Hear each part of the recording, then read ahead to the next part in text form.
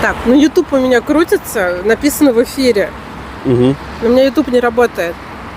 Сейчас тоже проверю. Смотрите, кто видит, Рутуб меня заставляет смотреть рекламу.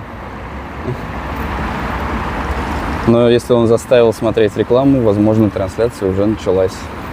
Это очень хорошо. Да, трансляция на Рутубе началась у нас. Еще 1 минута. Да, сейчас пока проверим. YouTube.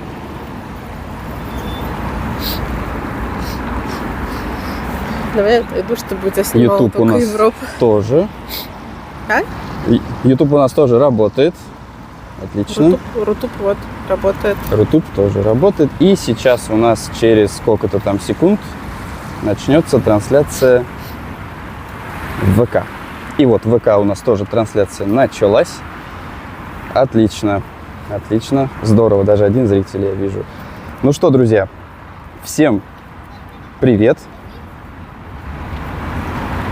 Сейчас, секунду. Проверю на звук.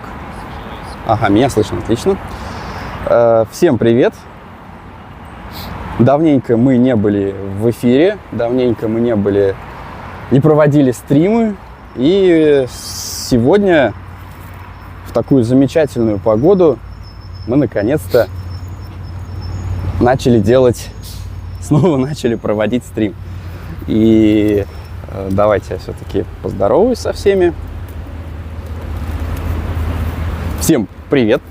Я Матвей Дрёнкин. Выгляжу я сегодня необычно, как Эвелина Хромченко, да?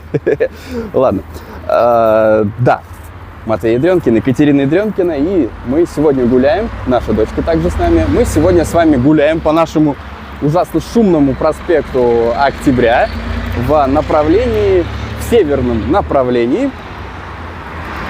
И будем наслаждаться, как я уже писал в анонсе, будем наслаждаться замечательной погодой. Сегодня еще у нас погода очень хорошая, солнечно, тепло, прям очень хорошо. Так, нам, кстати, уже пишет: ура, привет, добрый день, Екатерина, привет, да, кстати. И, бэйби, надо было чат побольше сделать. Друзья, напоминаю, что в трансляцию у нас выводится только чат из Ютуба. Если вы хотите писать в ВК, пишите в ВК, пишите Рутуб. Я периодически туда буду также заглядывать. У нас сегодня для этого есть 2-й телефон. Причем он сегодня не принимает интернет с вот этого телефона, который раздает, а у него есть своя собственная личная сим-карта Сбермобайла. Кстати, не рекламы, а больше, скорее всего, антиреклама. Если я разойдусь, обязательно расскажу свое мнение касаемо Сбермобайла. Я имел с ним дело, не только я. Так вот, мы сегодня погуляем, посмотрим на какие-нибудь достопримечательности интересные на проспекте. Ну что, пишите комментарии, задавайте вопросы. Я очень рад стараться для вас, мы очень рады стараться для вас. Так что давайте, погнали. Ну и начнем мы, наверное, уже все заметили, с торгового центра «Артерия». Да, это у нас вот буквально в 5 минутах от дома, где мы живем, располагается такой торговый центр. Но, наверное, те, кто живут в Уфе, знают уже давно, что этот торговый центр, он не новый. Вообще нисколько не новый. Изначально он был построен где-то, наверное, в 2008, наверное, году построен, да. Но случилась такая история, что... А что это у меня? Не подгрузились подсказки мои. Ну ладно, может подгрузится сейчас. Так вот, здравствуйте, Матвей. Ты стал журналистом. Так, это у нас... Плохо очень вижу, Андрей Мещеряков. Да, Андрей, привет. Да, можно сказать и так, наверное. Журналюга. Да, это, кстати, ни для кого не секрет, это моя мечта, кстати, стать журналистом когда-нибудь, ну или ведущим, или радиоведущим. Что у меня не открывается вот эта фигня? Вообще ничего нет. Что-то с интернетом? Не знаю, интернеты... ну все, тут зависло все. Подсказки зависли. Возьми интервью у ХК Салават Юлаев. Ну, что могу сказать по поводу ХК Салават Юлаев? Ну, начнем с того, что я вообще нисколько не господи, не болельщик. Я вообще, если честно, нисколько не болельщик. Я не люблю, как бы, как вам сказать, ну, не мое, не мое это, да, не люблю я почему-то как-то, вот мне спокойнее не быть болельщиком. Я почему не люблю, ну, честно, лично расскажу свое мнение, пока рассмотрим. Они просто чуть не разнесли город. И вот, если честно, я не понимаю, зачем, ну, какой смысл был так радоваться победе хоккейной команды Салават Юлаев, чтобы разносить. Народ был жутко, ну, сказать, что это были пьяные люди, это, ну, ничего не сказать на самом деле. Но было, я просто ездил по городу в тот день, ну, как бы я жил в Демском районе, и находиться в общественных пространствах, в таком же месте, как где мы находимся сейчас, если бы сегодня, например, выиграл бы Салават Юлаев, мне кажется, возможно, было бы не очень комфортно. Но на тот момент, в тот год, это было просто, ну, какой-то лютый беспредел, если честно. У нас во дворе просто разнесли в хлам машину, были драки, попойки какие-то. Ну, в общем, мое мнение по поводу болельщиков, может, это, конечно, нисколько не связано с хоккейным клубом, но, в общем, как-то с хоккеем у меня это не хоккеист я. Вот, так что это, извините, но если как-нибудь я приглашу одного из своих друзей, Тимура, кстати, вот он у нас, по-моему, любит там за Салават поболеть, то он, может, что-нибудь расскажет. А давайте вернемся немножко к артерии, что очень, ну, скажем так, грустно. Где-то примерно в 2011 году этот торговый центр, он в январе сгорел. Погибли 2 человека. Ну, грустно, конечно, но, в общем, назывался он торговый центр «Европа». Производили какие-то ремонтные работы, взорвался газовый баллон. И, ну, как вы видите на фотографии, весь торговый центр просто-напросто сгорел. Он очень долго с того года стоял нефункционирующий, в нем производили какие-то ремонтные работы, потом долго не могли ввести в эксплуатацию, как я понимаю. А сейчас он функционирует, это торговый центр, и там есть фудкорт, там есть общественное пространство для проведения всяких тренингов. Мы, кстати, там даже выступали, там есть сцена. Если зайти на мой YouTube-канал, там одно видео с выступления на этой площадке у нас есть. Так что, если что, проваливайтесь и смотрите. Также там есть вот Юкси парк, кстати, отсюда плохо видно. Да, вот Юкси парк, детский парк развлечений. Когда-нибудь я обязательно туда с нашей дочкой схожу. Полазию, там, говорят, никаких ограничений нету в плане лазания. Так что как-нибудь я обязательно там буду и покажу. Ну что, не будем заострять внимание на Европе, а пойдем в направлении горсовета, как мы вам писали, друзья. Поприветствую еще раз всех, кто присоединился, возможно, к нам. Кстати, этот пожар в торговом центре Европы, это был на текущий момент один из самых крупных пожаров в Башкирии.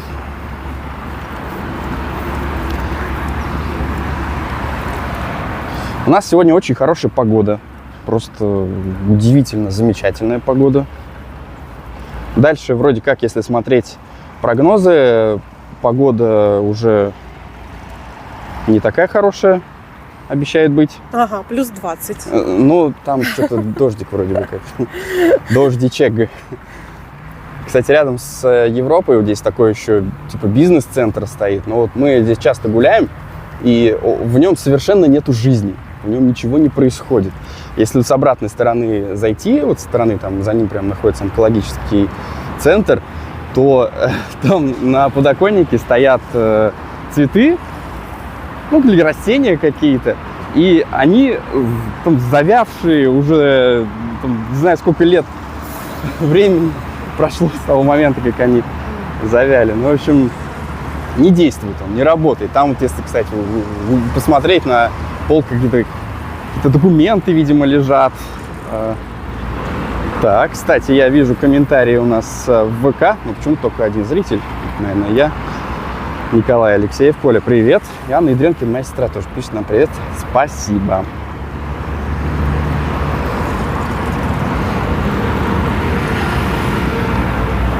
Ставьте лайки, кто присоединился. Да, кстати, прожмите лайк, друзья. Я буду очень рад, если вы прожмете лайк, потому что это активность. Также, ну, как бы не выпрашивая, но аккуратненько напомню, что у нас мы всегда рады поддержке канала, потому что многие из наших зрителей, я помню, поддерживали нас. Было такое, да. Я помню всех наших, как сейчас это современно принято говорить, донатеров. Не могу посмотреть, что происходит в Рутубе, потому что он постоянно мне рекламу закидывает. Посмотри рекламу, говорит. А потом посмотришь свой стрим. Молодцы, Рутуб. Зарабатывают на мне. Ну ладно. Как-нибудь обязательно заглянем, посмотрим. Мы подошли к остановке ЖД больница. И что характерно, я, правда, могу немножечко ошибаться в локациях. Но, в общем, когда... Нет, сейчас, подождите, я сформулирую текст. В общем, на ЖД больнице, ну, больнице, да, то есть здесь, в принципе, раньше находился роддом. Насколько я знаю, вот если я не ошибаюсь, может, меня там родители вдруг смотрят, поправят. По-моему, там двухэтажное здание во дворах. Вот там раньше вроде бы и было как бы родильное отделение ЖД больницы. Ну, в общем, почему я об этом говорю? Потому что именно здесь, на ЖД больнице, родился я. 38 лет назад. Мама ехала на трамвае. Для справки, я уже в предыдущем стриме по проспекту Октября рассказывал, по проспекту раньше ходили трамваи.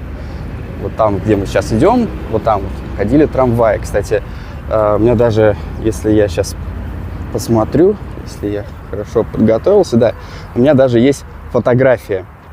Так вот, что хорошо, что интересно. Вот эта фотография, это у нас, скорее всего, универмаг Уфа. Ну, универмаг Уфа, это куда мы в прошлый раз ходили. И вдалеке мы видим строящуюся одну 20-этажку и одну уже построенную. Как это называют? Дом-человейник, дом-муравейник. Это, в общем, дома, построенные примерно в 80-х, конца 80-х годов. Сейчас я даже посмотрю. Нет, не 60-е, точно. Когда строили второй дом, я помню строительство второго дома. Панельные серийные дома. Они даже, кстати, говорят, есть в Москве такие дома. Московский архитектор Александр Белоконь спроектировал эти 20-этажки.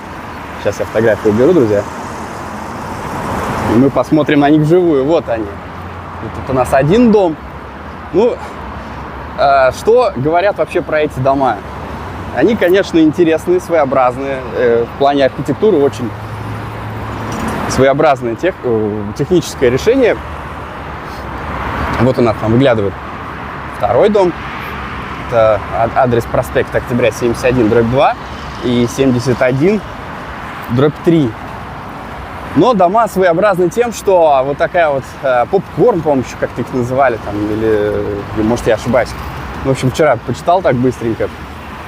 В них очень тесные квартиры. Лично я однажды, может даже не однажды, а раза два, наверное, был в этих домах. Расскажу, почему был. Ну, все, наверное, большинство наших зрителей знают, что я занимался кондиционерами, ну, это еще по сей день тоже, можно сказать, занимаюсь. И я был на монтаже у клиента в этом доме. И скажу, квартиры очень маленькие. То есть они прям вот, знаете, ну, подобие, наверное, какой-то самой дефолтной панельной хрущевки. Только все это дело интегрировано внутрь площади в этих домах. Мы сейчас повернем на улицу Научную, Никольская, хотел сказать. Никольская крутится в голове, Москва. Сейчас там как раз потише будет немножко, и я покажу еще пару кадров с этими домами. Здесь идет стройка какого-то, ну, кстати, вот смотрите, рендер Кто-то, какой-то дизайнер попытался изобразить эти дома. Мне кажется, это какой-то искусственный интеллект, нет? Ну, может, искусственный интеллект. Да нет, наверное, рисовали. То есть, ну вот они попытались нарисовать, повторить эти дома. Ну, молодцы, ничего. Здесь что-то строится у нас, да, какой-то. Здесь был бар какой-то, что-то такое. Так, а мы идем дальше. Сейчас я покажу эти дома. На самом деле здесь, казалось бы, скучная Уфа, ничего такого интересного. А на самом деле есть необычные объекты. Они не все носят какого-то исторического характера. Не все носят исторический характер, но больше что-то технологическое, но необычное. Ну, я не знаю, как еще, друзья, выразиться. Ну, меня, в общем, это дело все привлекает. Так, мы подошли поближе к домам. Это у нас 71/3. Вот. Что интересно, да? У них выпирают балкончики. И какой минус получился из-за того, что они нависают, скажем так, над окнами.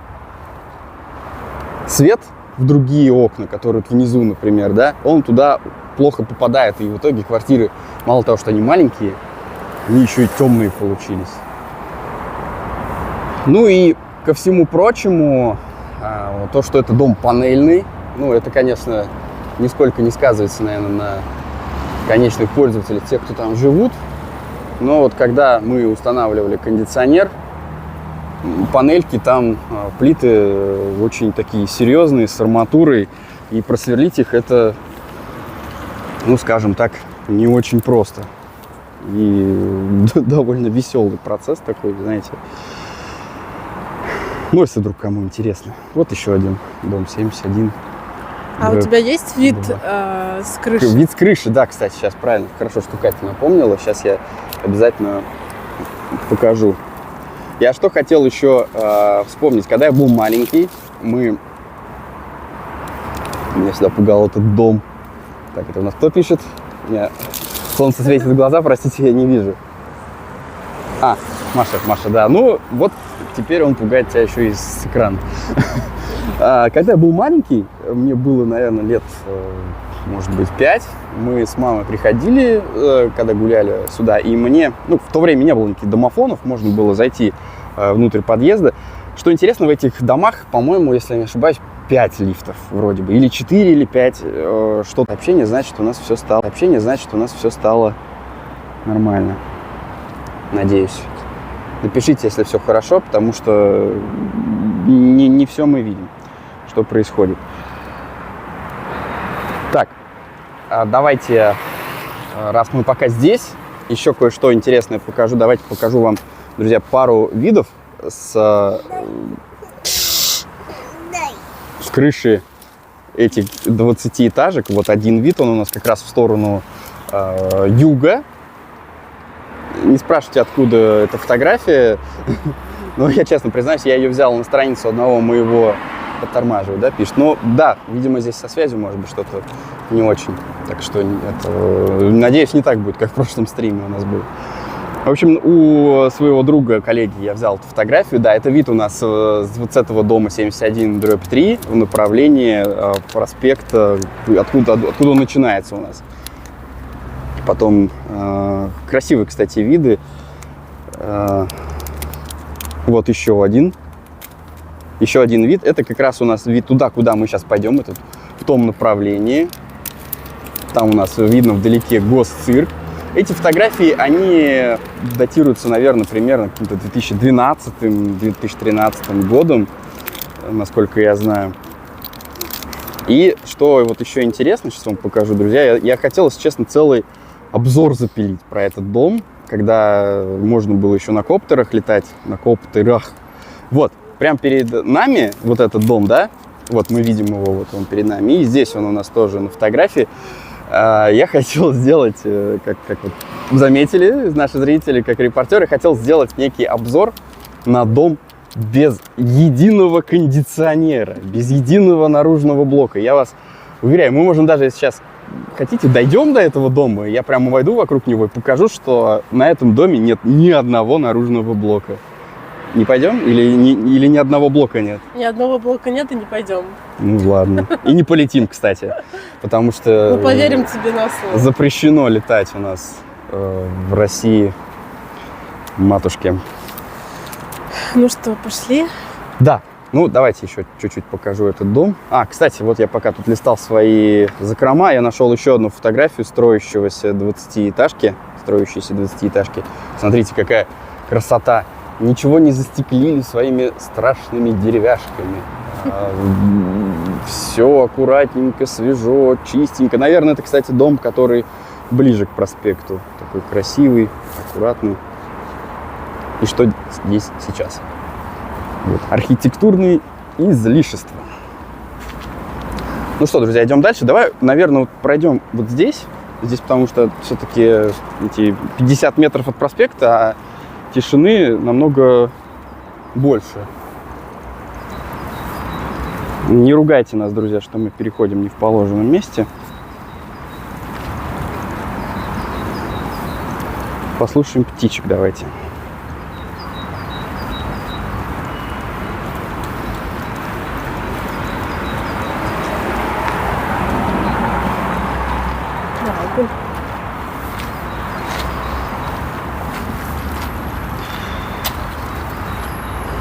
Здесь, кстати, мы сейчас идем вдоль территории Уфимского научного центра Российской академии наук. Здесь у нас размещаются многочисленные академические институты биологии, биохимии, генетики, органической химии, физики молекул и кристаллов, механики, социально-экономических исследований, истории языка, литература, а также библиотека и архивы. Да, друзья, все это подчитываю, читаю из источников. Но интересно, почему как раз-таки улица называется Научная, которая на которой находится дом без единого кондиционера? Потому что здесь вот этот вот научно-исследовательский институт, научный центр Российской академии. Снег у нас еще сегодня не растаял.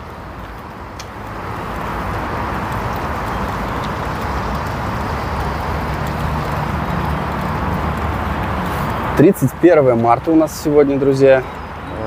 Очень хорошая погода. Тепло, светло.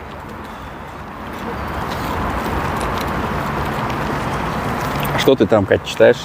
Маша пишет, что картинка и звук зависает на Ютубе. Ну, все знают, что Ютуб у нас заторможен. Поэтому, если вдруг у вас что-то тормозит, как у Маши, переходите по ссылке Рутуб, ВКонтакт да. и в Рутуб. Во, кстати, я, наверное, уже не успею добежать. Может, он вряд ли этот трамвай дождется нас. В общем, там вдалеке стоит московский трамвай. Беги. Да не побегу я, ладно. А вот давайте, сейчас, секундочку, Катя, я покажу. Здесь вчера мы буквально проходили. Здесь у нас расположен бюст. Это научный, как я понимаю, деятель. Член-корреспондент Академии наук СССР, да, Рафиков Сагит Рауфович. То есть вот здесь у нас расположен бюст научному деятелю. Ну что, мы на проспект выходим, да? Да, давай. Ну давайте, хорошо.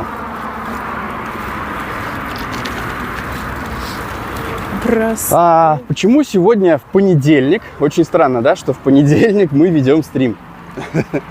Я сейчас обязательно все скажу. Кстати, заметьте, улицы вообще пустые, да? Народу очень мало. У нас сегодня, точнее не сегодня, сегодня у нас выходной, но он, как я понимаю, только, наверное, в мусульманских странах по большей части. То есть Башкортостан, наверное, в Татарстане тоже, скорее всего, выходной. Потому что у нас вчера был Ураза Байрам. Да, очень священный праздник. И, кстати, всех мусульман я поздравляю с этим замечательным праздником. Ну и то, что сегодня выходной, это тоже очень хорошо, очень прям приятно. Потому что неделя ближайшая, она будет, по сути, уже сокращенная. Со вторника по пятницу рабочая неделя. Ну и это ведь приятно, это же хороший маленький приятный бонус, друзья, да? Ну что, идем дальше.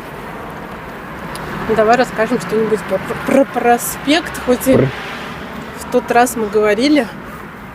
Проспект Октября, да, это у нас, как он называется-то? По сути, это главная артерия, транспортная артерия города Уфы. Она соединяет несколько микрорайонов, начиная Советский, Октябрьский, Орджоникидзевский, простите. Ну и в конце все это завершается у нас... нет, Калининский район у нас не примыкает, насколько я знаю. 3 района, наверное, проходят. Я вот, если честно, эту информацию не изучал, сейчас просто сам по карте вспоминаю. И проспект Октября соединяет как сказать, 2 основных части города. Вот, скажем так, географический центр, где находимся сейчас мы, и северный район Черниковка. В Черниковке, как я уже недавно тоже в одном из стримов говорил, мы как-нибудь тоже проведем, сделаем прогулку, прямой эфир, летом, наверное, сделаем. Уже, в общем-то, планируем примерный маршрут. Какие-нибудь тоже там интересные места показать. Вообще Черниковка очень старый микрорайон. И раньше вообще это был отдельный город. Как раз вот в нашем стриме мы об этом вам обязательно расскажем. Вот, кстати, Российская академия наук. Можно даже прочитать. Видимо, это как-то главный какой-то корпус. Вкусно. Пахнет у нас жалко запах шаурмой. Да. Ну, шаурму мы сегодня не будем. Почему? Не знаю, не хочу я сегодня шаурму, если честно. Так, извините, что переключил на фронталку. Мы сейчас перейдем на противоположную сторону, наверное. Нет, сначала мы давайте покажем следующую достопримечательность. Здесь у нас даже прям концентрация, я бы сказал, достопримечательностей в одном месте. Ну что, наверное, не будем. Давай подождем. Да. Там у нас вдалеке жилые комплексы. А тут у нас стройка. Да, здесь у нас строительство. Сейчас мы все покажем. Здесь прям вот, наверное, мы задержимся на этой локации минут на 10-15 и расскажем. Ну, первое, что у нас вот, мы же видели трамвай, да, здесь у нас трамвайное кольцо. А раньше кольца здесь как такового не было, здесь объединялись 2 трамвайные ветки, которые со стороны проспекта и со стороны улицы Зорги. Вот оттуда как раз у нас трамвай приходит, с улицы Зорги.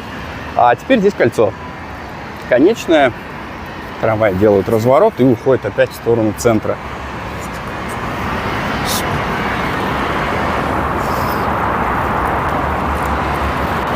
Что там?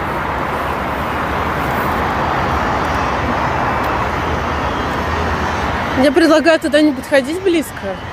А Или что? ты хочешь? Болгарскую музыку не хочешь Болгарка, слушать? да. Ну ладно, чуть-чуть, насколько сможем, близко подойдем. Давай. Проспект Октября, 73. Наверное, для многих уже такое здание навевает чем-то тоже советским. Это у нас, госцирк. Самый, что ни на есть, госцирк. Сейчас я даже немножечко расскажу. И, кстати, открыт был он в 1968 году. Но на текущий момент цирк у нас не функционирует. Я, если честно, даже не помню, с какого года он не работает. Наверное, лет так 10 точно он стоит без движения.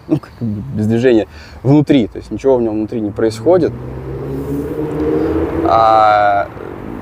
Его вообще там чуть ли даже думали сносить. Но, насколько знаю, на текущий момент идет речь о том, что его будут реконструировать. Да, в 26 году вроде бы начнут. Да, в ближайшее время. Но есть еще и тоже пару таких, ну, не совсем трагичных новостей, но и сведений. У него вот эта вот навесная часть, она изначально была бетонная.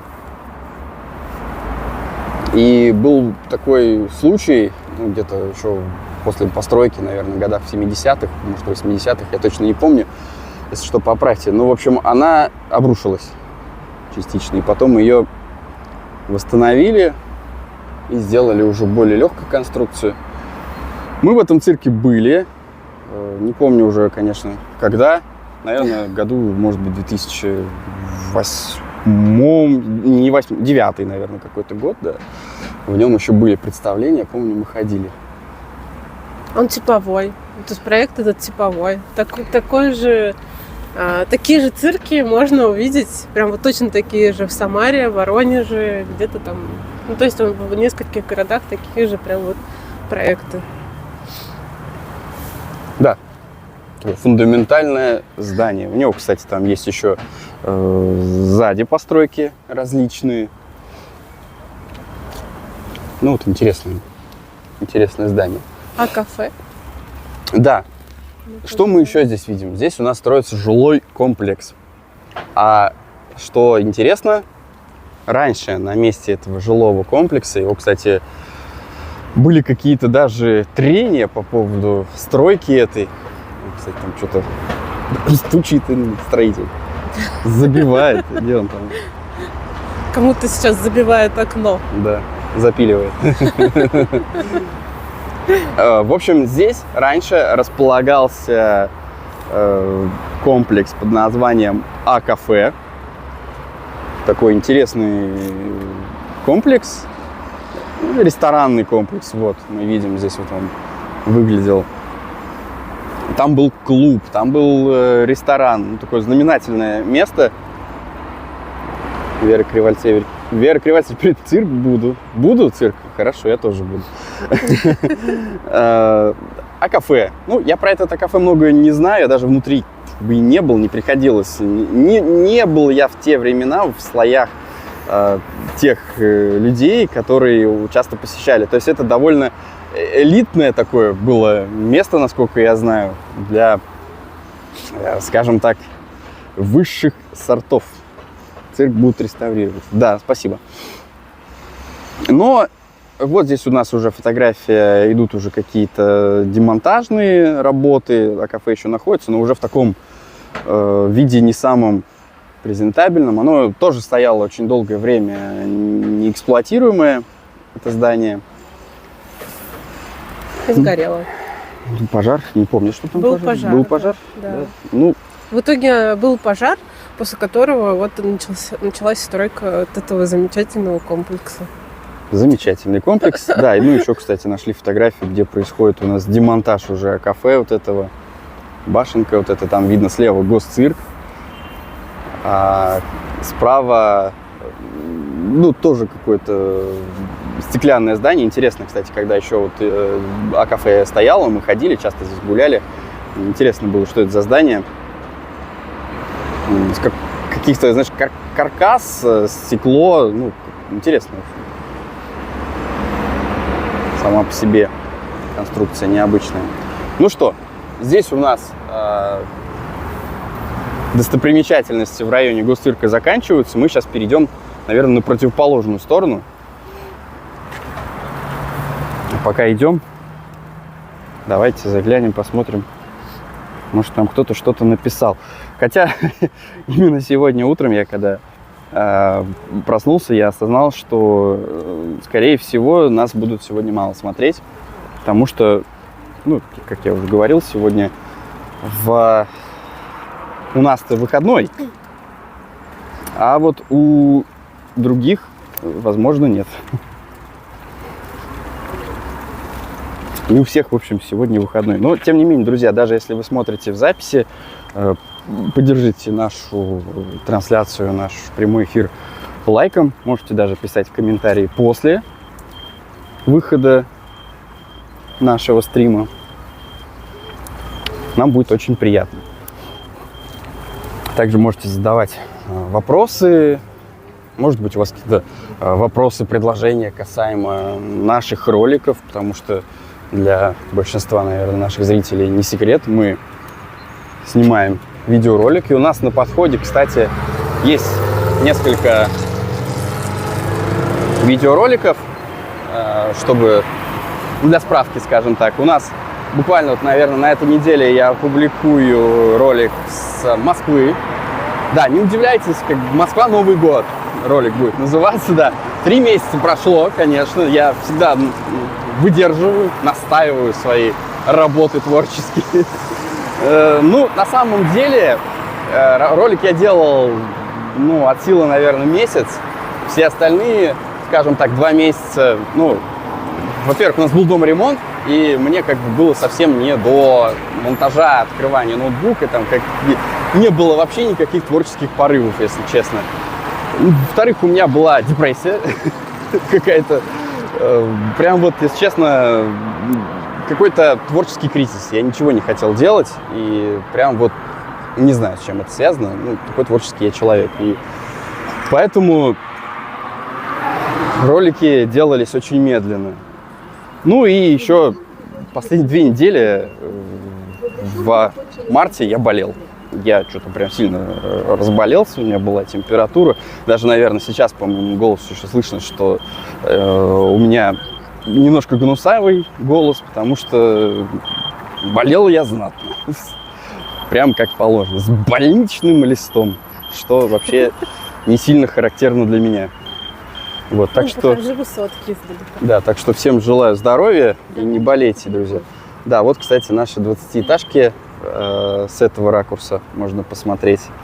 Ну и, кстати, еще, да, раз уж мы открыли красивый вот этот вид, у нас здесь замечательная перспектива на весь проспект Октября.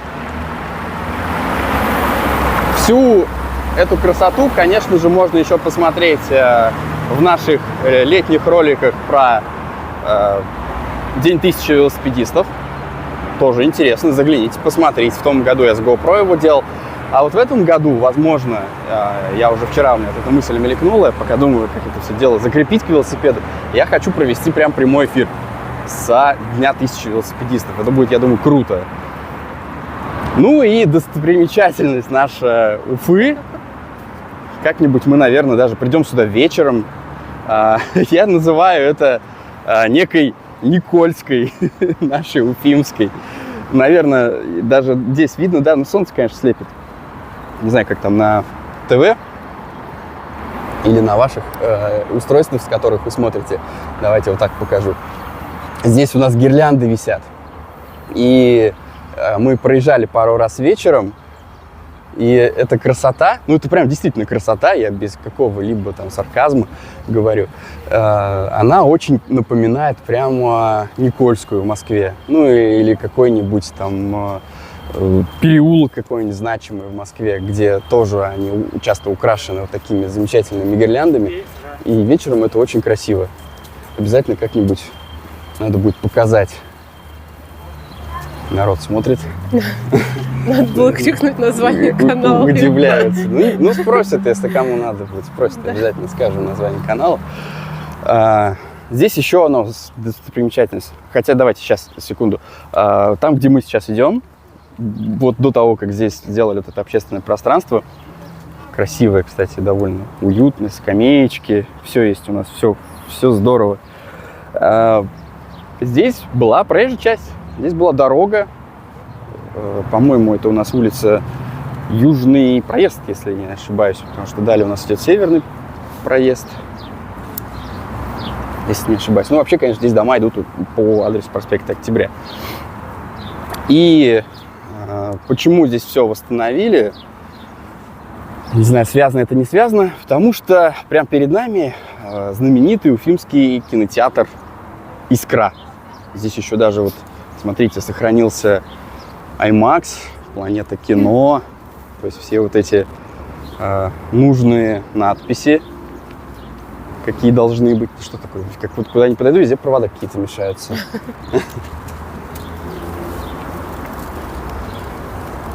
Кинотеатр «Искра». Один из первых кинотеатров в Уфе, где был большой изогнутый экран, 3D-картинка, IMAX. Ну, вообще, просто круто, когда мы сюда, я помню, в 2011 году на «Аватар» ходили, я был просто в восторге, это было что-то с чем-то. Но у нас сегодня такой особенный стрим. Как же без... Да, ну давайте сначала покажем, как у нас «Искра» выглядела в советские времена, примерно, вот, наверное, когда его построили. И есть картинка зимняя, мы видим флаги, ну, такой скромненький, типовой кинотеатр. Ну, он там, скорее всего, в глубине находился. А вот то, что сейчас пристроили, это как раз зал IMAX. Этот кинотеатр у нас в прошлом году пара-парапам сгорел. Тоже был пожар. Вот мы видим здесь как раз процесс еще тушения. Довольно сильный пожар. Мы еще, помню, гулять ходили, уже видели, как догорает вот эта лицевая часть. Ну, он не весь горел, то есть у него только вот со стороны экрана, как я понимаю, где-то возгорание произошло. То есть вот в этой части вот у него как раз вот где есть надпись «Искра», новая «Искра», здесь и было возгорание. Вот. Что еще интересно, кстати, когда мы были последний раз, что мне нравилось, внутри «Искры» вот такой вот автомобиль висел. Может, до сих пор даже висит. Очень, кстати, интересно бы узнать. То есть какой-то ретро-автомобиль, он из стены как будто вылетел. Ну, такой интересный объект. Прям то, что действительно хорошо напоминает и ассоциируется с кинотеатром «Искрой», это вот машина. Это, кстати, ну, я заглядывал, там смотрел, подвеска на месте, все прям, как будто прям целый автомобиль туда разместили. Ну, а сейчас, на текущий момент, здание выкупили, то есть у него есть уже хозяин. И территорию, кстати, тоже вот эту облагоустроенную выкупили. Это все вместе со зданием. Проводились торги, если не ошибаюсь, в том году. И это все вот вместе с территорией выкупили за 120 миллионов. Это вообще на мой взгляд, это очень дешево. Ну, так получилось. Ну, обещают, что здесь не будет шикарной многоэтажки. Высоток, да. Потому что буквально прям через дорогу, да. Здание будет восстановлено. И даже говорили, что здесь будет, возможно, какой-то банный комплекс. Но это не точно. То есть какое-то будет пространство. Ну, как мы видим сейчас, вот, по крайней мере, то, что они обещают. Давайте я прям приближу. Это большой фитнес-клуб, уютные кафе, рестораны, студии, красота, здоровье. Ну, что-то какой-то лайфстайл-центр, что ли. Ну, посмотрим, поживем, увидим. Вот, кстати, там у нас вдалеке наш храм. Я, кстати, не помню, как он называется. Там, кстати, есть еще новый построенный храм, который вот прям на днях его построили, можно сказать. Ну, можем, кстати, дойти до него. Из дерева. Давай дойдем. Быстро. Раз уж идем, да, давайте еще «Искру» покажем вам с задней стороны. А потом опять вернемся к проспекту Октября, потому что следующая наша локация, куда мы хотим попасть, это парк Гафури. Ну, следующая, может быть, она и заключительная, потому что там довольно много места. Кинотеатр «Искра». Здесь у нас рядышком типовые пятиэтажки. Но место стало прикольным. Тихим, спокойным, уютным. Вечером здесь прогуляться одно удовольствие. Там у нас вдалеке, как раз вот где храм стоит, там у нас улица Комсомольская проходит. Она у нас идет параллельно проспекту Октября.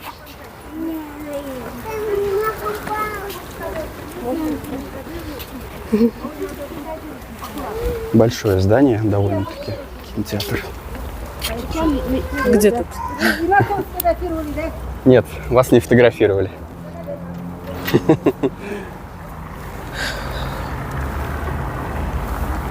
Хрущевки, панельки. Очень много панелек.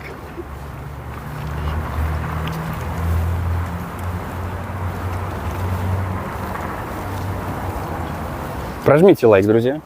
Будем очень рады, если вы нам нажмете лайк, поддержите нас комментарием. Спасибо большое, что смотрите. 46 минут мы уже в эфире. На удивление у нас все еще пока хорошо идет, кроме парочки подвисаний, потому что я даже удивляюсь, у нас что ни стрим, у нас вечером что-то происходит. Коляска сегодня вряд ли сломается. Коляска сломаться не должна, да, может кто помнит, мы в центре вели стрим на Ленина, в гостином дворе. У нас при выходе из трамвая сломалась опора у коляски. Давай здесь тормознем, не будем прям. Да, вот здесь, кстати, тоже построили, облагородили пустырь. Прям реально здесь был просто пустырь, насколько я помню, и там маленький храм находился.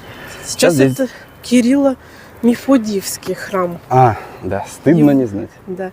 Его построили вот совсем недавно. Он тут и был. Ну, маленький, это маленький, деревянный, да. который, да-да-да, вот, ребята, наверное, вам видно его, да, вот он это. Да. А вот этот большой, это собор Воскресения Христова. Ну, там внутри, конечно, еще ведутся работы. Долго он очень строится, большой. Да.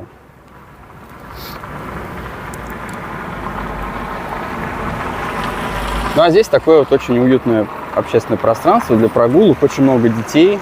Там всякие различные устройства, я бы так их назвал. Там и звуковые, что-то звуки какие-то издают, и погремушки, и что только нет. Там мы видим очень много народу.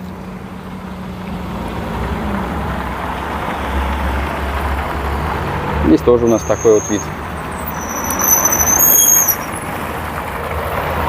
Ну что, тут у нас жарко. Давайте пройдем с другой стороны Искры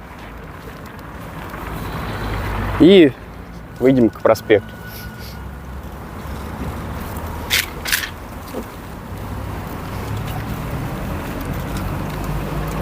Сезон самокатов начался. Буквально вот появились у нас много-много самокатов. На этих выходных, по-моему. Возможно, да. Теперь они везде валяются, стоят. Кого-то даже успели штрафануть. Мы видели вот в одном из популярных пабликов. Две девушки ехали на одном самокате. Кто-то их щелкнул и отправил в чат-бот ГИБДД. Ну и, естественно, народ оштрафовали. Но все равно много кто так ездит. Да, вчера вот мы пошли гулять, как раз разведывали, скажем так, маршрут сегодняшнего стрима. И у нас буквально... Давай перейдем. Нас буквально чуть не сбили тоже две молодых наездницы, я бы так сказал, на самокате. И еще с таким лицом, типа, а зачем вы тут ходите? Ну, бабочка. Где Вот, бабочка? вот. Да. Бабочка. Весна пришла. Красивая. Тась, смотри, ззz. Там дальше вроде как дворец спорта новый. Нет, мы туда не пойдем. Мы в следующий раз, это мы сделаем стрим по... Если мы сделаем стрим по Комсомольской улице, то он не дворец спорта, это дворец борьбы. Это ж куда Путин приезжал, вы что? Сам не шутите. Ну да, он там есть. Он красиво Путин? выглядит. Или дворец борьбы. На вкус и цвет, как говорится. Тут вот у нас, кстати, большая роща. Как это сказать-то? Не пихты, лиственницы. Да, все время забываю. И вот она вот прям вот большая-большая роща. То есть все вот эти вот... Она должна быть зеленая. Летом придем сюда, да, обязательно покажем. Вот, кстати, еще один интересный дом. Вроде бы хрущевки, да, пятиэтажки. Ну, чем, типа, Уфа как бы особо не выделяется, особенно в такой старой части. А вот этот дом, он необычный. Обратите внимание, друзья, это вроде бы хрущевка. Ну, давайте посчитаем количество этажей. 1, 2, 3, 4, 5. И опа, 6-й этаж. Нет, это не шестиэтажная хрущевка, это шестиэтажная хрущевка. В общем, этот дом, его модернизировали. То есть они, видимо, провели, те, кто проектировал это дело, изыскания определенные. И в этом доме надстроен еще один этаж. Полноценный этаж. Никакого лифта, ничего, как в Москве, конечно, нету в этом доме. Ну вот, для справки, в Уфе имеется. В Москве, конечно, такое, возможно, на каждом шагу можно встретить. Там очень много и исторических зданий, которые когда-то там были трехэтажными, а стали там, ну, как бы, утрировать не буду, 10-этажными и так далее, да, если конструкция позволяет, то почему бы нет. А Ну, вот так интересно, я вот читала один факт, что исторически, когда когда люди переезжали сюда, в эти панельки 60-х годов, их предупреждали, что дома панельные долго не простоят. То есть, а сейчас тут надстроили 6-й этаж. Ну, кстати, это не факт, что это панелька, потому что это дом, скорее всего, кирпичный. Потому что вот этот вот дом панельный, мы прям видим швы, стыки между панелями, а тот дом кирпичный. Вряд ли бы на панельке стали бы надстраивать. Вот я, кстати, еще вам покажу, конечно, сейчас уже убегаем, но вот там вот еще как будто 2 мансарды у нас есть, да, наверху этого дома. То есть кто-то живет в таких особенных условиях, я бы сказал. Ну что, идем дальше. 52 минуты, 75% батарейки. Телефон я пока не заряжаю. Но если вдруг кому интересно, трансляция у нас ведется с Samsung Galaxy A53. Довольно старенький телефон у меня уже. 3 с лишним года ему. Подожди, нет, 3. 3 будет. Вот как раз это в апреле я его и купил, по-моему, в 22 году. 22, 23, 24. Да, и вот сейчас 4-й год пойдет телефон. Но ничего, пока еще держится. Но на самом деле хотел бы я, конечно, обновиться. Чтобы, во-первых, и быть в ногу со временем, во-вторых, радовать, друзья, вас хорошей картинкой, потому что все-таки этот телефон, он явно не топовый, даже по тем временам. И, ну, как бы для таких нужд он едва ли подходит. Потому что если посмотреть картинку других стримеров, которые там, ну, простите, на iPhone ведут прямые эфиры. Мастодонтов? Мастодонты, да, как мы смотрим. А у чувака, он всех таких стримеров называет одним словом — мастодонт. То там, конечно, картинка, ну, тоже 1080, как и у нас. У нас сейчас в Full HD ведется трансляция. Но, тем не менее, как-то зум, естественно, получше. И, возможно, какой-нибудь iPhone, он там пошустрее. Меньше подлагивает картинка. Вот, кстати, что еще интересно для любителей электроники, я потому что таковым являюсь.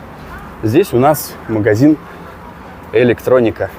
А ты зайди в него. Ну, зайду сейчас, если меня тут не выгонят, надеюсь, конечно. Ладно, давайте зайдем. Да, забегу, давай. Покажу, посмотрим. Давайте. Интересно же заходить, да? Давайте зайдем, посмотрим. Всякое различное электронное дребедень. Что еще интересно, здесь есть что-то типа музея. Здесь расположены всякие старые устройства. То есть вот, как говорили, писали здесь, что эти все телефоны директор этого магазина.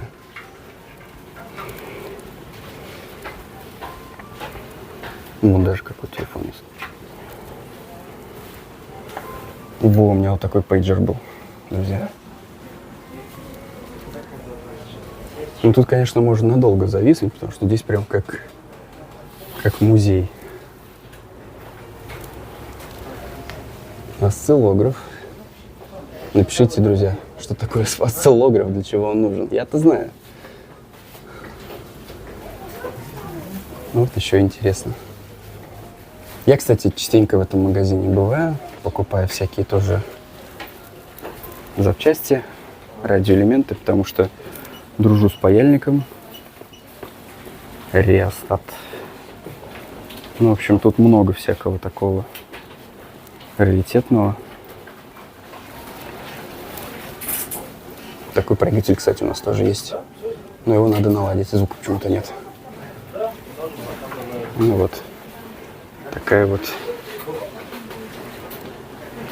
Такой вот мини-музей, как будто бы. Очень хороший магазин, очень рекомендую, если вдруг кто-то так же, как и я, интересуется радиотехникой. Ну и не только радиотехникой. Колонки, сабвуферы, динамики, всякая приблуда здесь. Ну что, пойдемте на улицу, а то что-то даже жарко стало. Так. Зашел оттуда, вышел отсюда. Схитрил, получается. Вот. Ну что, никто меня не выгнал. Да, подключайся, все. Угу, вроде работает. Работает, да. Не выгнали? Не выгнали, не заругали. Ну вот. Наоборот, рекламу, получается, я им даже сделал. Хорошо же. А до музея дошел? Да. Я сколько успел, столько поснимал.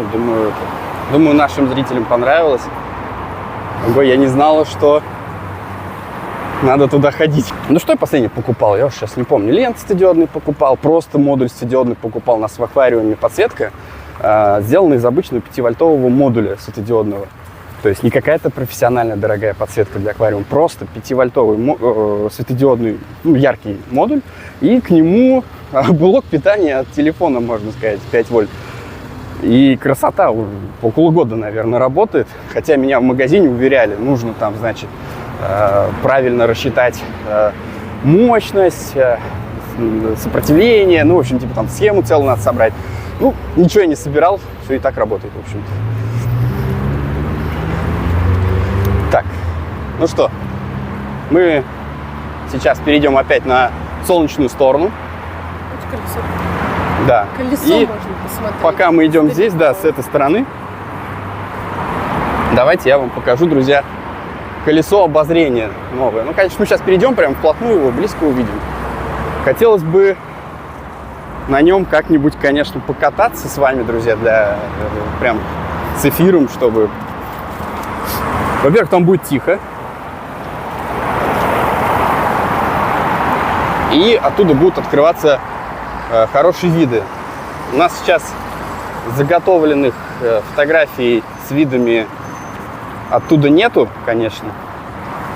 Давайте тогда мы просто, когда у нас будет действительно стрим, мы оттуда вам эти виды все и продемонстрируем. Колесо это появилось здесь, если, ну, не ошибаюсь, так очень примерно, наверное, год примерно 2012, наверное, так. Может, 2013, лет 10. Мы вчера вот шли, вспоминали, и как-то вот у нас отпечаталось, что 10 лет назад это колесо обозрения здесь появилось. Появился оно тут не случайно. Мы здесь перейдем? Давай. Да, только сейчас мы не перейдем. Появилось оно не случайно, потому что, ну, по сути, оно заменило старое колесо обозрения в парке Гафури, в который мы сейчас, собственно, идем. И сегодня в нашем стриме мы вам тоже покажем старое колесо обозрения. Даже покажем место, где оно находилось.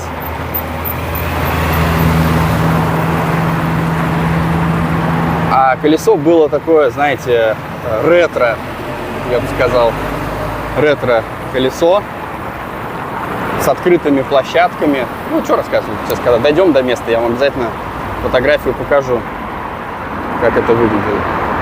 Давайте еще в ту сторону проспект. Мы просто сегодня туда, наверное, не пойдем. Это уже, скажем так, другой район, другая часть города. И мы в другой раз оттуда будем делать эфир.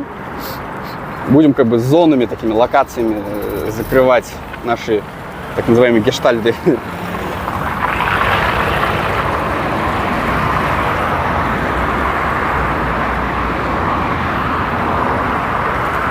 Ну, вот здесь у нас еще как бы открывается вид на проспект.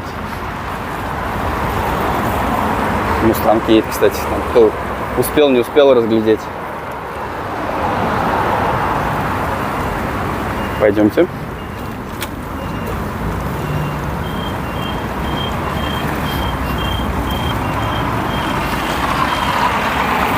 У нас прямой эфир, друзья. Кажется, мы в прямом эфире идем, и нас не всегда все хотят пропускать.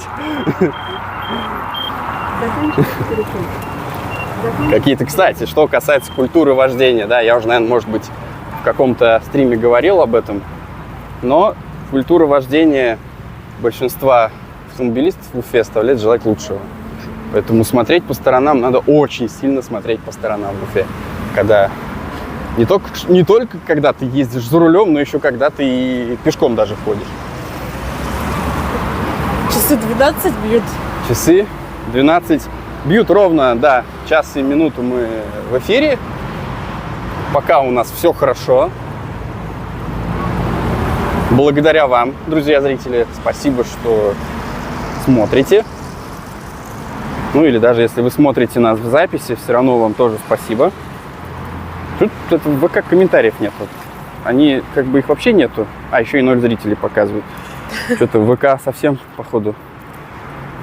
Хотя ВК вроде бы всегда как раз и славился хорошим и качеством, и стабильностью. Сейчас, друзья, мы чуть-чуть посмотрим, что у нас здесь происходит. Так.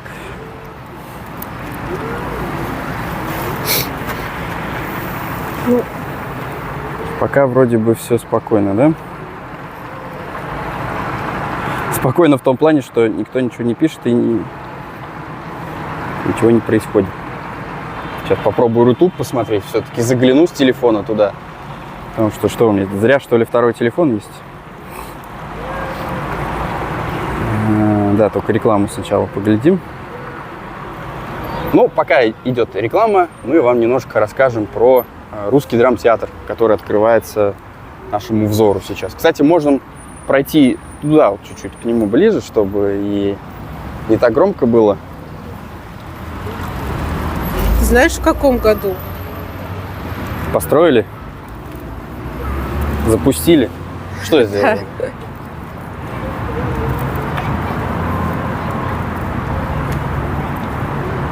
А как мне в Рутубе комментарии читать? Чат.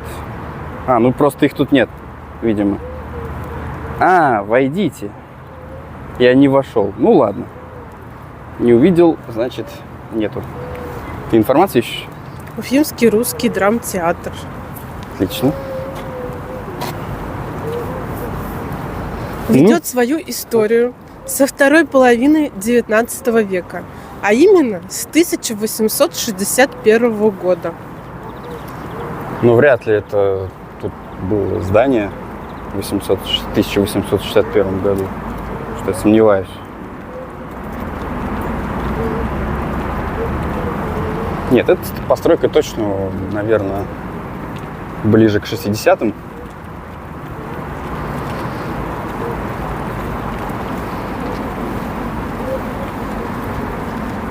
Здесь, кстати, у нас еще различные, как их назвать, арт-объекты. Вот там у нас один арт-объект грустит. Это я, наверное. Или нет, или вот этот вот я. Сейчас, секунду. Где он? Вот. Еще один. Что-то они все какие-то грустные.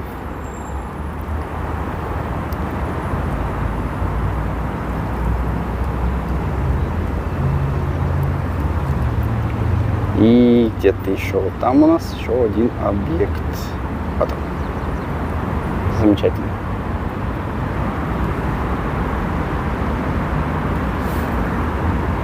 Так, ну что-то мы зависли, да? Вот, нет? Начало театральной жизни города в 1772 году. Но это начало театральной жизни. Конечно. Там, наверное, навес какой-то деревянный стоял.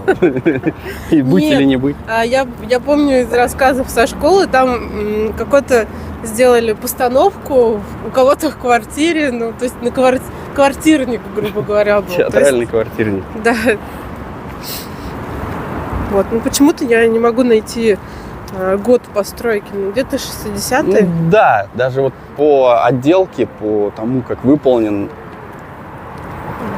отделка этого здания, можно предположить, что это где-то 60-е, наверное, может 70-е годы. Что интересно, мы в этом театре были не как зрители, которые пришли на спектакль, ну и как зрители тоже. Но в первую очередь здесь у нас проходила парочка корпоративов. Это было давно очень. Один корпоратив это был, встречали 2014 год, я помню, в нашей компании, где мы работаем. И еще один корпоратив был позже, это уже, наверное, год такой какой-нибудь так. 15. Да. А что-то я не помню, да. Ну, два корпоратива точно было, два корпоратива. И вот как раз тот корпоратив 2014 года, это было на нем было одно из первых моих, назовем их так, гитарных выступлений, где я там, песню пел с компанией коллег. Может, как-нибудь найду это видео, оно мне где-то... Ты даже танцевал Да. танго. Что вообще для меня не характерно, для человека, который совсем не умеет двигаться. Но мы пришли на одну из почти пришли на одну из главных площадей города. Сейчас мы вам еще покажем драмтеатр. Оп, осторожно. Вот, кстати, да, смотрите, вроде бы как все должно быть хорошо сделано, а вот с коляской мы чуть не воткнулись в яму. И вот давайте еще покажем драмтеатр.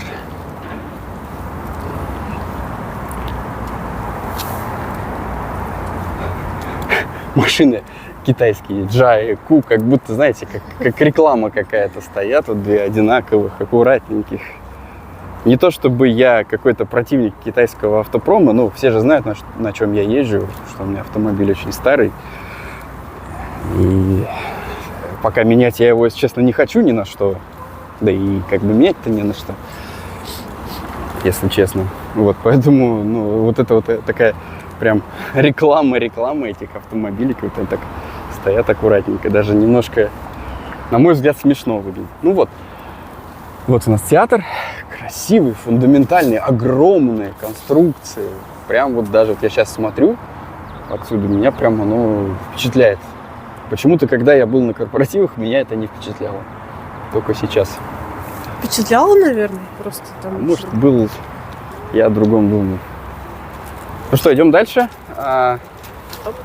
Опять же, я хочу вам показать, что происходит. Оп. А там еще. А там еще. Давай я помогу. Вроде нормально спустилась, нет? Ну, смотри сама. Первый наш стрим в Москве. Мы тоже скакали. После Москвы мне вообще ничего не страшно. Да, стопор срабатывает там, да, надо. Как инженеру мне руку приложить. Так, здесь у нас здание Государственного совета. Закрывает его рекламный щит. Но тоже могу показать, есть у меня одна старая фотография этого места, как оно выглядело раньше. Вот оно, это здание горсовета. Все вот эти вот арки. Давайте вот так вот сделаем, чтобы было аккуратненько видно. Вот они, все эти арки, они сохранились, они все имеются. Здесь же, по-моему, приемная какая-то есть, где можно какую-то там жалобу вроде даже можно здесь оставить, да, можно пожаловаться, если у вас что-то не работает или так сейчас на госуслугах можно на бездействие управляющей компании, например, или там еще, в общем, там есть какая-то дверь, по-моему, справа, вот, ты туда идешь и жалуешься, там стоишь и жалуешься в двери в этой. Мы сейчас еще отсюда покажем, сюда выйдем. Покажем? Покажем, обязательно. Кстати, с другого ракурса тоже это же место. Здесь мы опять же вот видим здание горсовета слева. И также ходит трамвай по проспекту. Старенькие вот эти вот трамваи 50-х годов, замечательно. Это остановка у нас горсовет. Такая приятная атмосфера. Вот этот дом, который справа высокий, вот мы вот только что оттуда пришли. Он у нас вот там этот дом остался.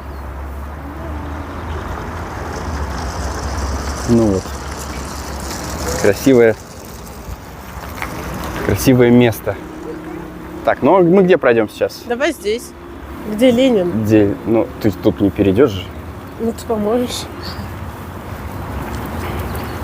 Да. Давайте попробуем. Опа. Да. Одной левой, как говорится. Друзья, что-то нет активности у нас. В чате нас вообще кто-то смотрит. Прожмите лайк, поддержите наши старания, послушайте птичек вместе с нами. О, походите по снегу. Да, и еще у нас до сих пор пока что сохранился, есть еще снег. И мы даже по нему чуть-чуть походили, да. То есть буквально еще неделька-другая, все растает и... Ну, кто тут у нас, как вы думаете? Конечно же, Владимир Ильич Ленин. А вот... Сейчас. Так, сейчас. Памятник Ленину был открыт 6 ноября 1967 года. Замечательно. Давайте покажем Ленина во всей его красе.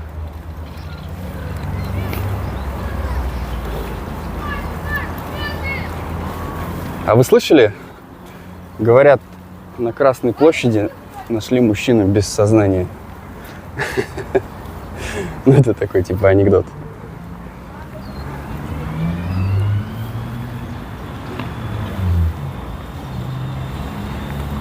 Вот у нас Ленин. Там табличка как раз.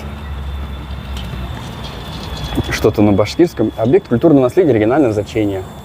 Памятник Ленину хранится государством.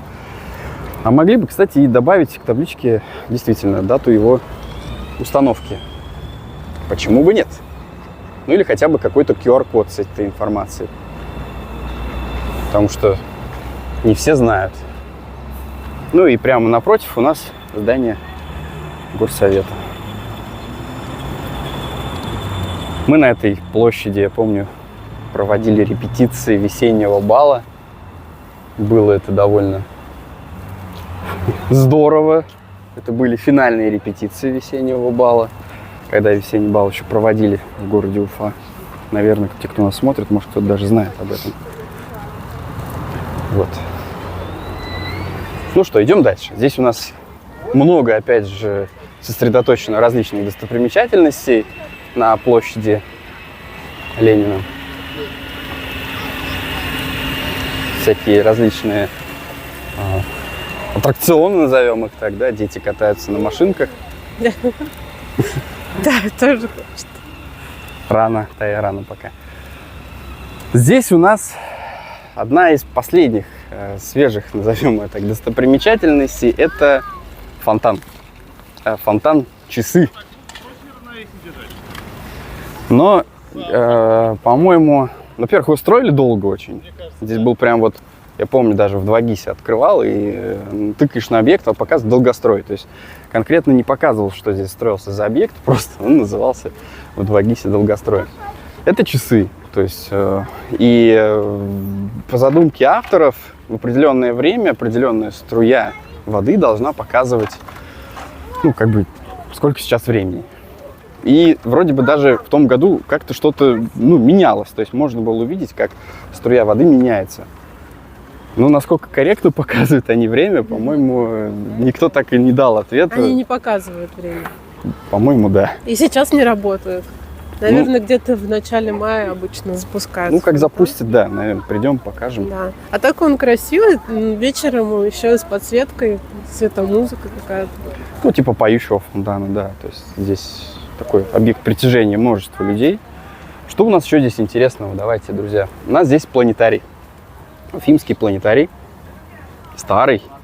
Этот планетарий тоже был открыт где-то в конце 60-х годов. Нам даже как-то пару раз приходилось в нем побывать. Сейчас я поищу, если я сохранил фотографии с планетария. Ну, такое ощущение, что я их не сохранил. Как будто бы у меня их нет. Ну ладно, значит, не будет фотографий с планетария. Но все-таки посетить планетарий рекомендую. Там очень много различных программ интересных. Как для детей, так и для взрослых.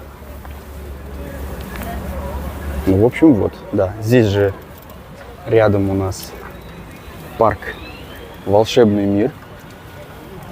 То есть здесь множество различных аттракционов, довольно современный парк.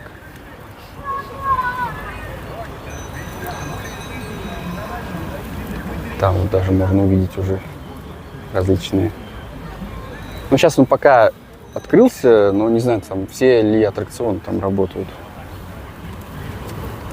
Что еще у нас тут? Ну, конечно же, знаменитый бывший клуб «Правда».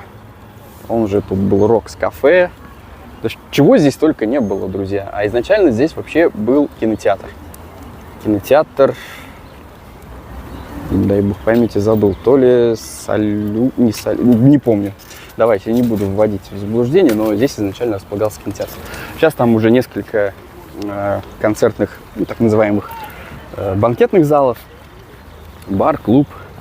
И даже в прошлом, теперь уже даже позапрошлом году, даже мы с нашей группой, ну, все же, наверное, кто нас смотрит, большинство знает, у нас есть рок-группа, мы там даже выступали.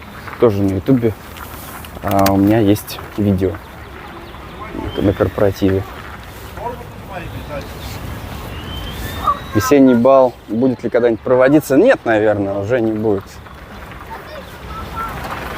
Ну, у нас нет такой информации, будет или нет. Ну, да. Прям вот такого официального заявления не буду говорить, поэтому и говорю, наверное. Ну, мне кажется, не будет уже. Потому что, во-первых, негде. Ну, решать не нам. Это все-таки больше на решение города ориентировано. Как город скажет, так и будет. Вот он, клуб. Вот еще интересная аллея. Давайте туда свернем как раз. Здесь грузовые, грузочные, разгрузочные Мороженки работы. увозят. Почему увозят? Должны привозить. Они тут стояли. Мужик без каски. Ох, охрана труда нарушает. Ай. Полиции на вас нет. А полиции есть. Наедем.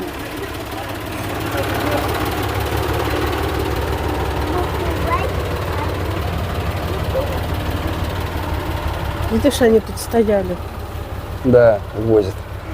Вот тоже мы не успели, не добавили фотографии в свою галерею. Вот там, где идем мы сейчас, раньше, где-то 2005 год, 2000, ну, начало 2000-х, середина 2000-х годов, здесь, вместо вот этой вот прогулочной аллеи, где мы сейчас гуляем, здесь все было усыпано так называемыми шатрами. Вот поколение нашего возраста, наверное, даже помнят. Идешь, вот прямо где-то я сейчас иду, ну, где-то примерно здесь вот все было это, располагалось. В каждом шатре находился там свой диджей какой-нибудь обязательно там. Тут. А, нет, подожди, что там в то время это было? Казантип 2006, там вот они включали вот эти вот популярные композиции тех времен. И проходишь, и из одного шатра в другой шатер, и там все пьют, ну, такое, конечно, веселое место, ну, как бы, как и в хорошем плане, так и не очень. Немножко маргинальное. Да, постоянно были какие-то, насколько я помню, драки, постоянно менты кого-то гоняли здесь. Ну, то есть народ выходил и справляли, насколько я помню, свою нужду прямо вот где-то здесь в лесочке. Ну, были такие времена, ребят, серьезно. Я вот как бы тоже пару раз посещал эти так называемые шатры. Но воспоминания такие только. Драк, конечно, не было, не нарывались, но находиться в этой атмосфере долго, как, ну, для меня было... В кинотеатре именно Гагарина был. А, да, спасибо. Спасибо большое, да. Не все помню, к сожалению, не такой я. Не так много знаний у меня по городу. Спасибо большое. Татьяна Быкова. Тетя Тань, спасибо большое, что смотрите. Я очень рад. Спасибо, что вообще... Спасибо, что смотрите. Я даже не знаю, как еще сказать, как выразиться. Очень приятно, когда люди близкие, да еще реагируют. Очень приятно. Так, ну что, мы дошли до интересного места. Казалось бы, оно ничем не примечательно. Но вот этот вот, как мы раньше уже говорили про колесо обозрения, здесь раньше, вот прям примерно где я сейчас нахожусь, прямо здесь располагалось колесо обозрения, друзья. Вот это вот старое советское. К сожалению, не осталось. Вернее, они где-то есть у нас, эти фотографии. Сейчас их просто сходу не найдем. Ну, просто на старом компьютере, еще где-то. Вот прямо вот в этом месте располагалось вот это вот колесо обозрения. Мы в году в 2010 еще успели на нем покататься. Уже прямо перед самым-самым закрытием этого колеса. Насладились красотой. Я прям помню.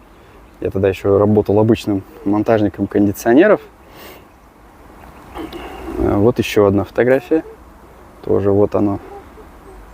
Вот наше же красивое колесо. Как оно скрипело, как оно какие звуки издавало во время работы. Это было, конечно, нечто.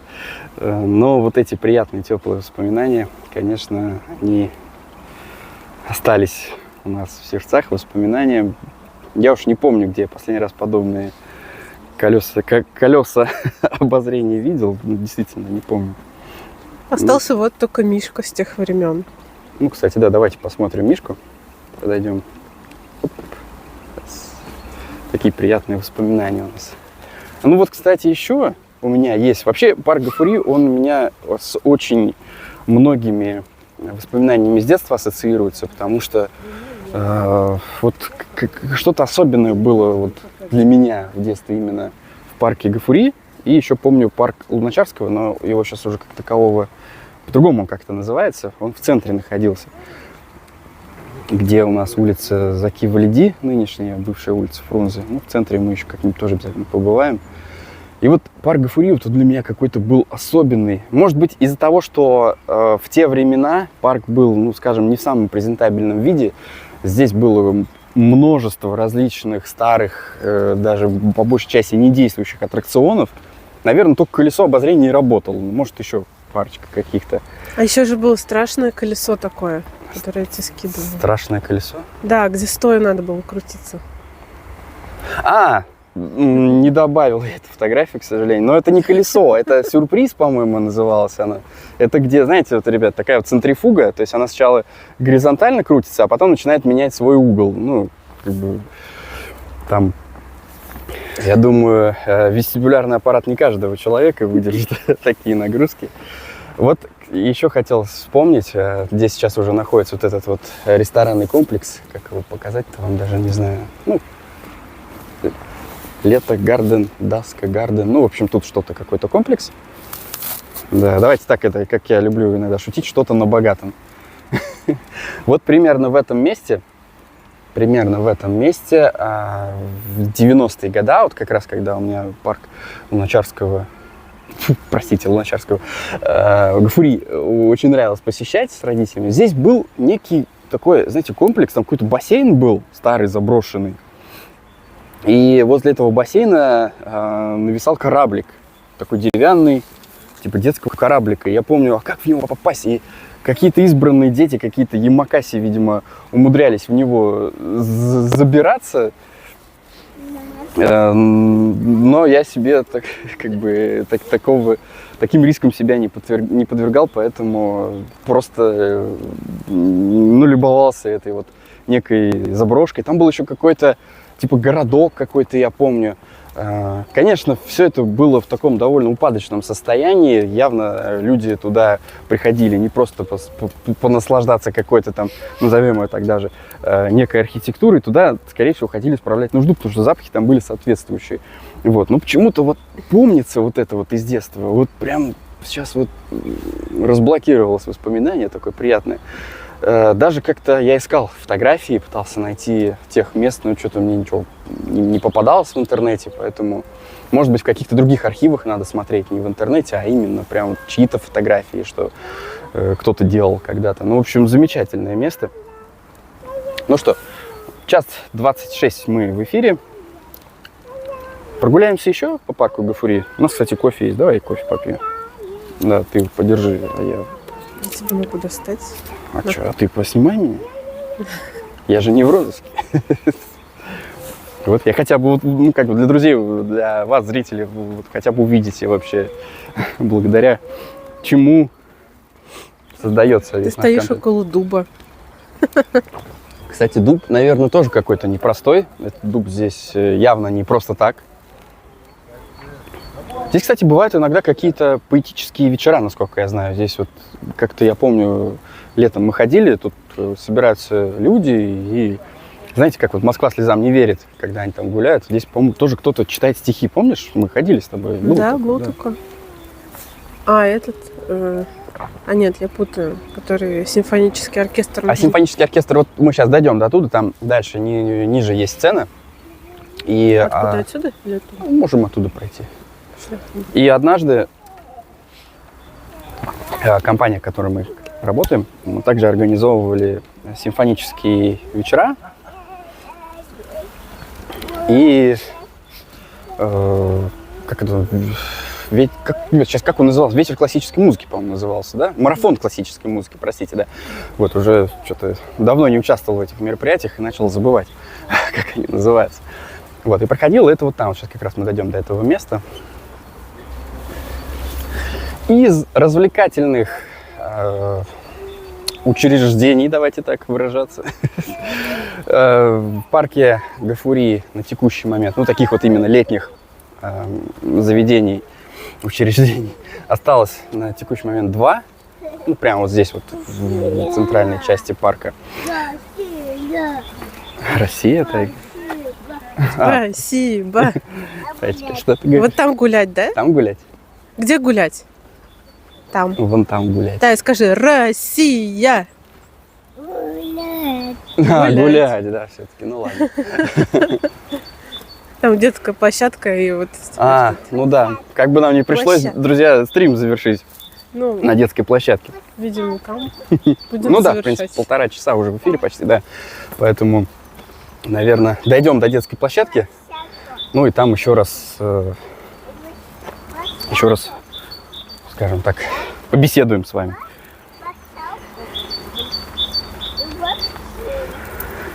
Да, не вижу, к сожалению, что в Рутубе происходит. Ну ладно. Да и бог с ним, с Рутубом. Не помешает, кстати, Рутубу какого-то воздействия извне, потому что эта площадка, ну, просто вообще обречена на провал. Не работает она нормально.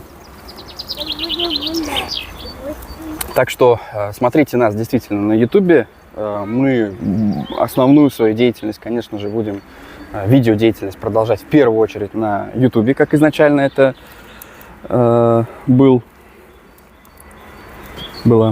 И, ну, а так, чтобы не терять связи, скажем так, чтобы вы могли также смотреть нас и на других площадках, у кого нет возможности смотреть YouTube, мы также будем выкладывать на ВК видео и на Рутуб. Да пребудет с ним.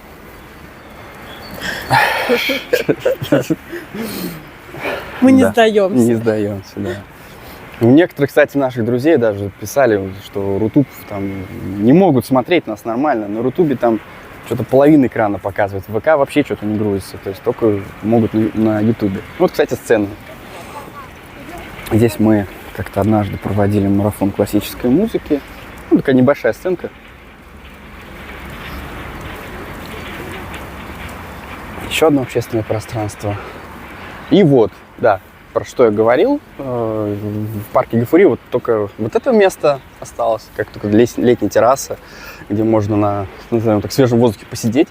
Это кафе Ял. Мы тут любим иногда пару раз за лето посидеть с друзьями. Очень хороший шашлык готовят ребята. Знакомые, кстати, мои ребята на одном мероприятии пересекались. Теперь заглядываем к ним периодически сюда. Вот, ну давайте зайдем, покажем Ял, пока он еще у нас не действует, но скоро будет. Буквально, я думаю, через недельку-другую откроется. Здесь у них частенько каждый вечер живая музыка, поют вживую ребята хорошо. Ну вот такая вот локация прикольная. Типа вип-зоны у них тут На самом деле музыка, конечно, и громко играет. Если хотите где-то потише сидеть, то либо вот в этой части, ну, либо вот туда, ближе к детской площадке, чтобы вас не сдувало ором из колонок. Мы подходим к улице Зорге. Здесь, кстати, парк гигантских насекомых. Ни разу я туда никто, естественно, не ходил. Давайте, знаете, как сделаем? Бесплатно заглянем. У меня же штатив длинный. Вот, что вы видите там, я не знаю. У меня телефон где-то на высоте полуметра, наверное. А то и больше.